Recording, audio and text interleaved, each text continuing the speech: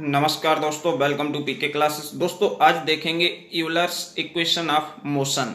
Euler's equation of motion, subject आपका fluid mechanics.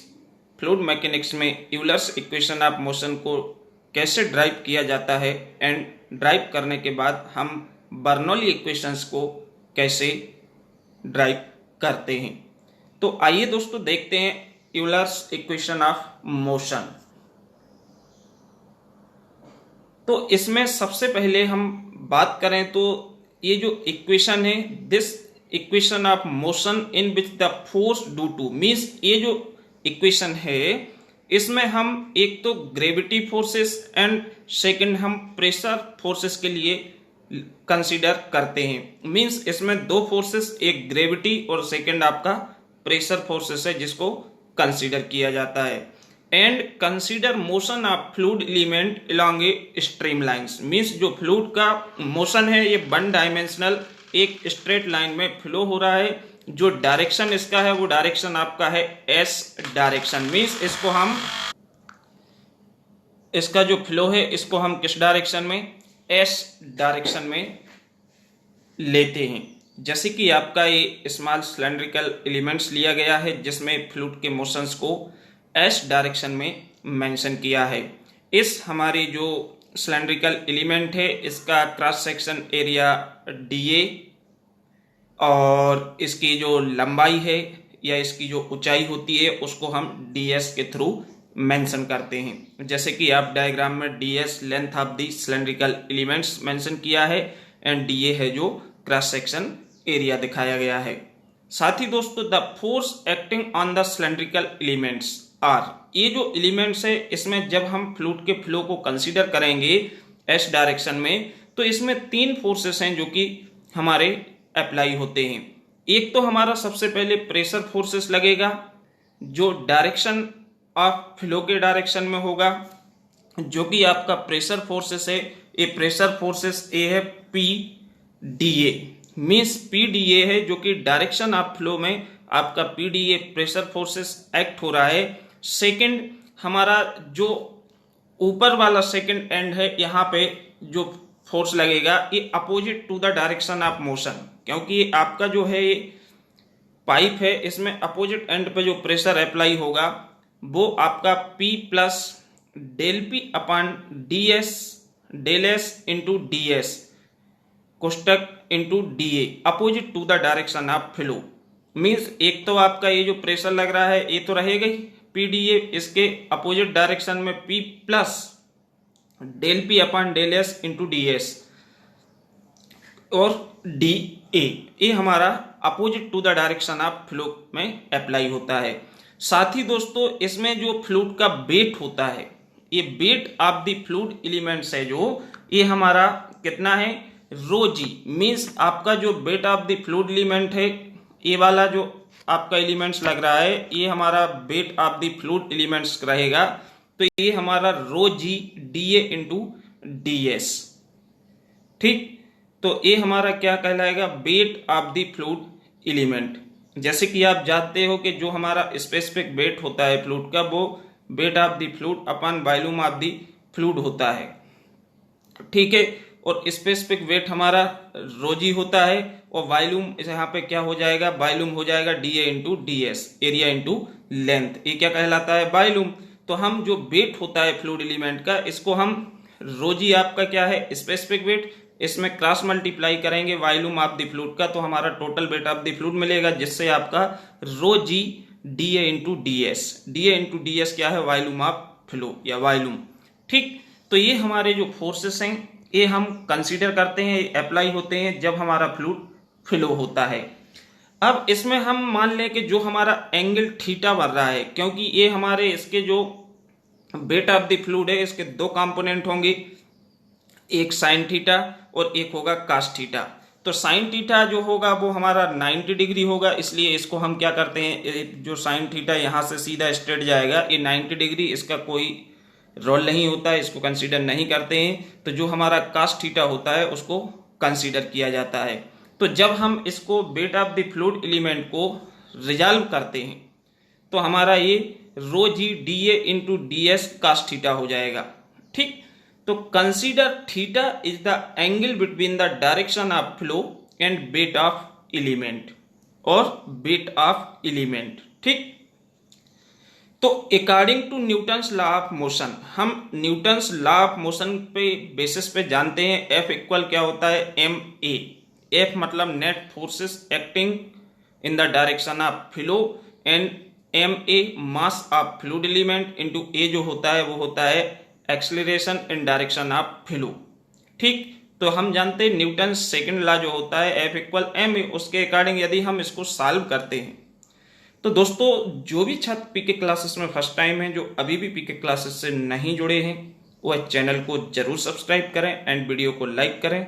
साथ ही दोस्तों वीडियो में अंत तक बने रहें जिससे यूलर्स इक्वेशन ऑफ मोशन आप जान सकें।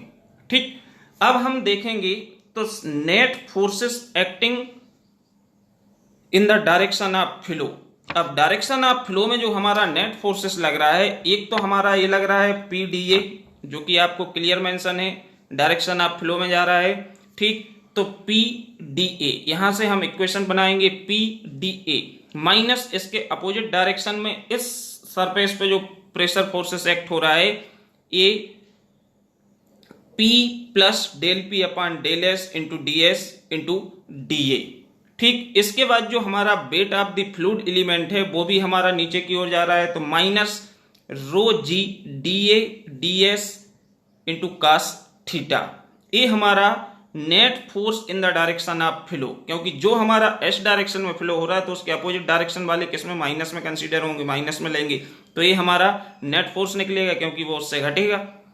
Equal mass of fluid element into acceleration in direction of flow.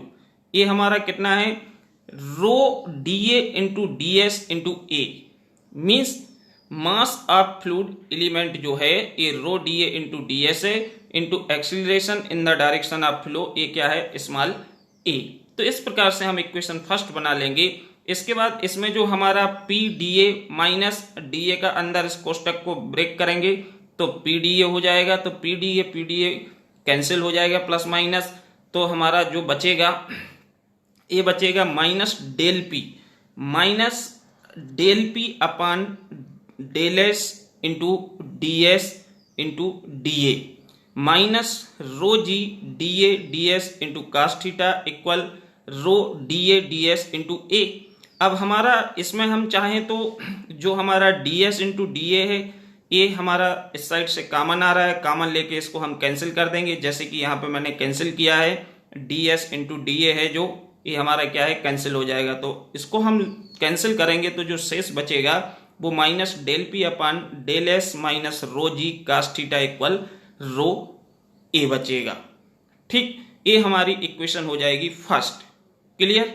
अब यहाँ पे जैसे आप फर्स्ट इक्वेशंस बना लेंगे, इसके बाद आप जानते हैं कि जो हमारा एक्सेलरेशन होता है, एक्सेलरेशन की यदि हम इक्वेशन की बात करें तो A इक्वल होता है dv अपॉन dt, जहां पे हमारा v है जो वेलोसिटी, ये फंक्शन है s एंड t का।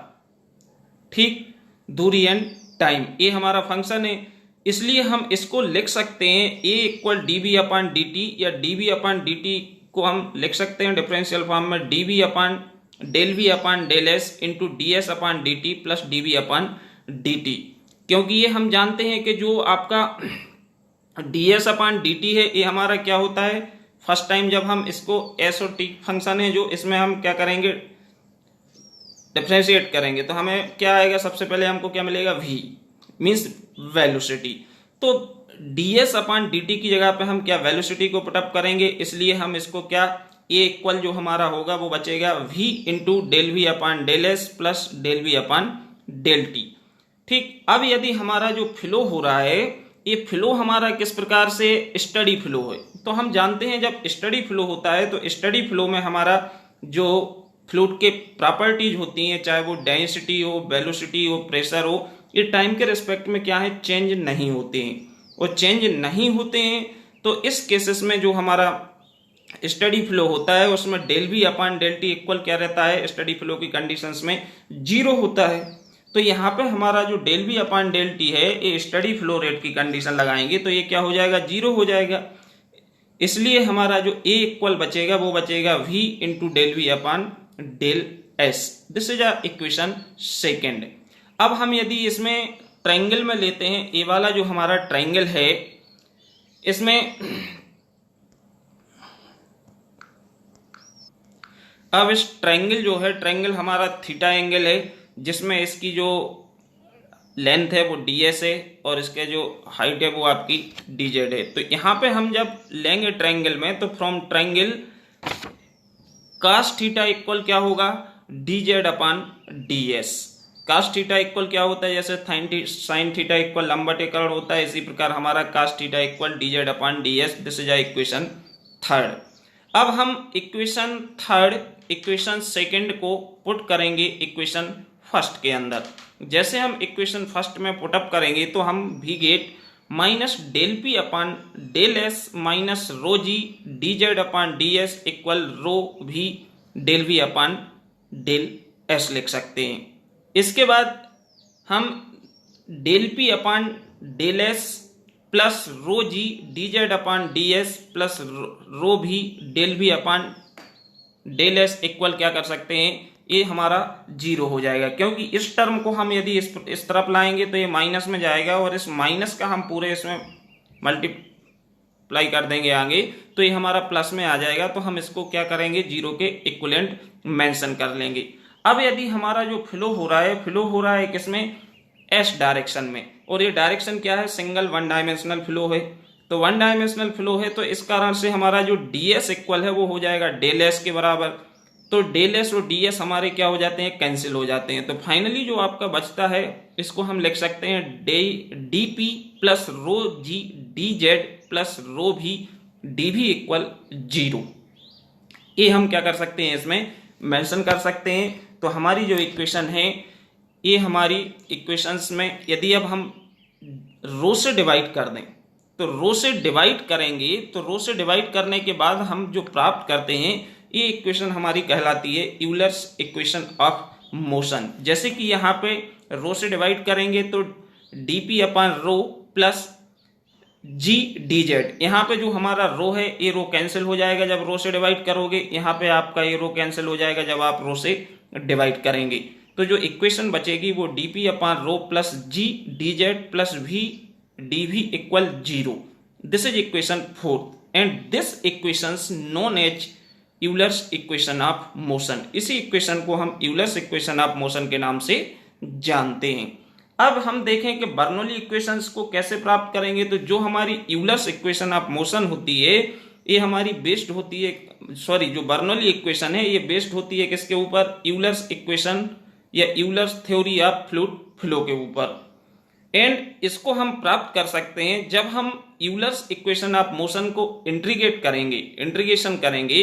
तो इंटीग्रेट करने पे हम del dp upon rho plus G D Z plus V D V equal constant, या जीरो था तो क्या है, कांस्टेंट है। तो इसको इंटीग्रेट करने पर आपका dp का हो जाएगा क्या, p बचेगा। इंटीग्रेशन करोगे तो p upon rho plus G D Z का इंटीग्रेशन में क्या आ जाएगा, z आ जाएगा। तो जी जेड प्लस v का v स्क्वायर बाय 2 इंटीग्रेट करेंगे तो इक्वल कांस्टेंट। अब यदि हम इसको डिवाइड कर देते हैं g से, तो g से डिवाइड करेंगे तो जो फाइनली हमको प्राप्त होगी वो p अपॉन रो जी plus V square upon 2g plus z। क्योंकि जी जेड है तो g से डिवाइड करोगे तो जी कैंसिल हो जाएगा, तो यहाँ पे जी जेड इक्वल कॉन्स्टेंट। तो ये जो इक्वेशन होती है, ये इक्वेशन हमारी कहलाती है बर्नौली इक्वेशंस।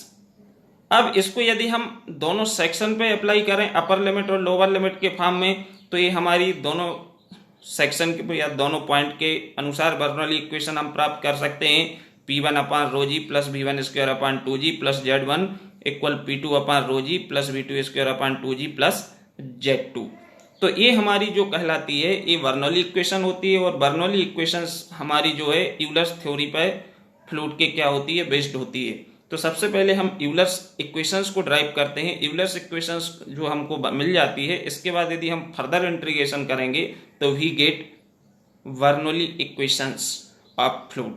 ठीक, तो दोस्तों आज की वीडियो में इतना ही। नेक्स्ट वीडियो में हम एक न्यू टॉपिक के साथ फिर मिलेंगे। वीडियो देखने के लिए आप सभी को बहुत बहुत धन्यवाद। Thank you.